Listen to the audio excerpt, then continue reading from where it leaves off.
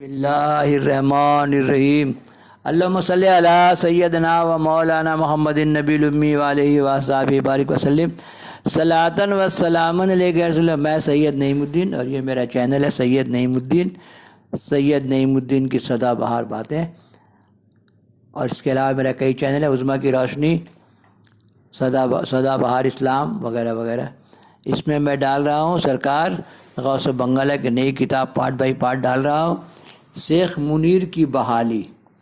میں نے ایک ایسا شخص رکھا سرکار نے دربار میں کہ کوئی آدمی آئے تو اس کو بہت جگہ پیر بابا لوگ کا ایسا ہوتا ہے کہ جو آتا ہے وہ لوگ وہ ٹال دیتے ہیں وہ لوگ۔ شیخ منیر کی بحالی۔ موجودہ صورتحال میں مصلحت کے پیش نظر ایک ایسے ملازم کی ضرورت شدت سے محسوس کی گئی جو ترش اور تلخ کو ضدی ہو۔ دیکھیے ہر طرح کے لوگ چاہیے، government director, we are the actor, life is drama, world stage, ہر طرح کا آدمی چاہیے۔ اللہ نے الگ کام کی الگ راضی پہ میرے کسی بندے کو حقیر مت جان، تاکہ عوامی بھیڑ بھاڑ اور لوگوں کی آمد و رفت میں کچھ کمی آئے۔ چنانچہ مذکورہ بالا صفحات کے حامل بلکہ المضاعف منیر الدین صاحب نام کے ایک شیخ جی کی آمد و رفت ان دنوں خانقاہ میں ہوتی تھی، جو حاجی پور علاقے کے باشندے تھے۔ وہ اپنے آپ کو غوث بنگالہ کی چشم پوشی کے باعث خانقاہ کی بلا شرکت غیر اپنی میراث بھی سمجھنے لگے تھے، اور نئے آنے والے لوگوں سے لوگ اسے خانقاہ کا ایک فرد سمجھتے تھے۔ چنانچہ متذکرہ بالا خدمت کے لیے غوث بنگالہ کی نگاہ انتخاب شیخ منیر پر پڑی اور اسے ملازمت میں بحال کر لیا۔ اندھا چاہے دو آنکھ مثل مشہور ہے، منیر الدین کی دیرینہ آرزو پوری ہو گئی۔ خدمت خصوصی میں متعین کر دیا گیا اور خلوت خانہ ان کے حوالے کر دیا گیا۔ چند ہی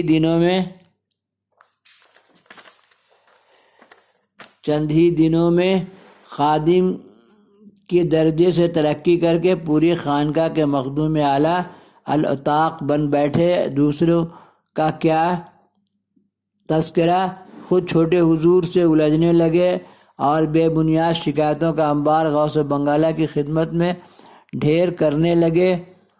جب رائی کا پہاڑ بننے لگا تو چھوٹے حضور نے انتہائی صبر و تحمل سے اسے سمجھایا اور بد اخلاقی اور ناجائز طمع سے منع کیا، لیکن شیخ جی نے اس مخلصانہ نصیحت کو اپنے حق تلفی پر محمول کیا اور اپنی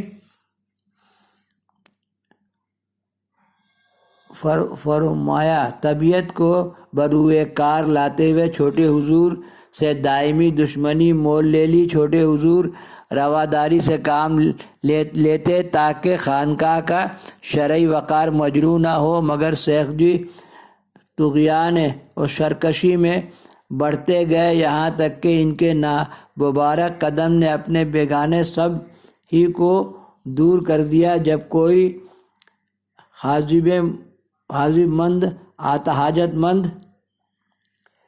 حاجت مند آتا اور غوث بنگالہ خدمت نے اپنی عرضی پیش کرنا چاہتا تو جب تک وہ شیخ جی کا بکرا نہیں مان لیتا، اسے باریابی کی اجازت اور عرض مدعا کی صورت نہیں بتائی جاتی۔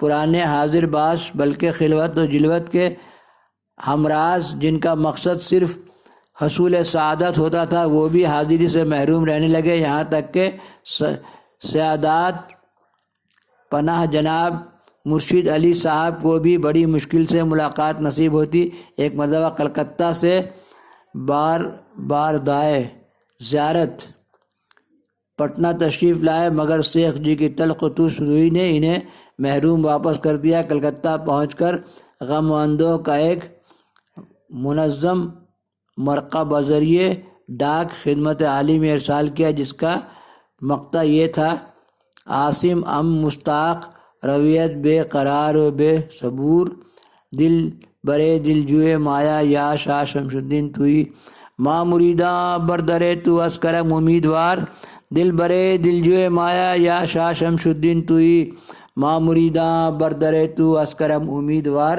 دل برے دل جوئے مایا یا شاہ شمس الدین تو ہی کہیں پارٹ نمبر میں غلط ہو جائے تو صفحہ نمبر ملا لیجئے، بوڑھا آدمی غلط ہو جاتا ہے۔ اب یہاں سے ڈالیں گے پارٹ، یہاں ہے پارٹ 59، پارٹ 60۔ اللہم صلی علی سیدنا و مولانا محمد النبی الامی وآلہ وصحبہ بارک وسلم صلاۃ و سلام علیک الہی خیر گردانی بحق شاہ جیلانی، الہی خیر گردانی بحق محبوب سبحانی، الہی خیر گردانی بحق شرف الدین بہاری، الہی خیر گردانی بحق شمس الدین بہاری، الہی خیر گردانی بحق بابا کمال شاہ۔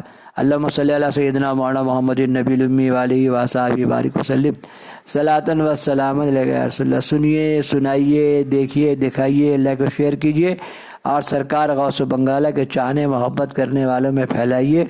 میں نے دو کتاب، ایک کتاب پرانی وائی فائی میں ڈال دیا، سدا بہار اسلام میں 240 پارٹ میں، اور نئی کتاب ڈال رہا ہوں، اور جو میں اپنی پیر و مرشد سے سنا سمجھا وہ سب میں بول دے رہا ہوں، تمام فارسی کے اشعار جو ہم نے سیکھے سب ڈال دے رہا ہوں، جو چاہے گا سیکھ سکتا ہے، آگے بڑھ سکتا ہے۔ اللہم صلی علی سیدنا مولانا محمد النبی الامی وآلہ وصحبہ بارک وسلم صلاۃ و سلام علیک یا رسول اللہ صلی اللہ علیہ وسلم۔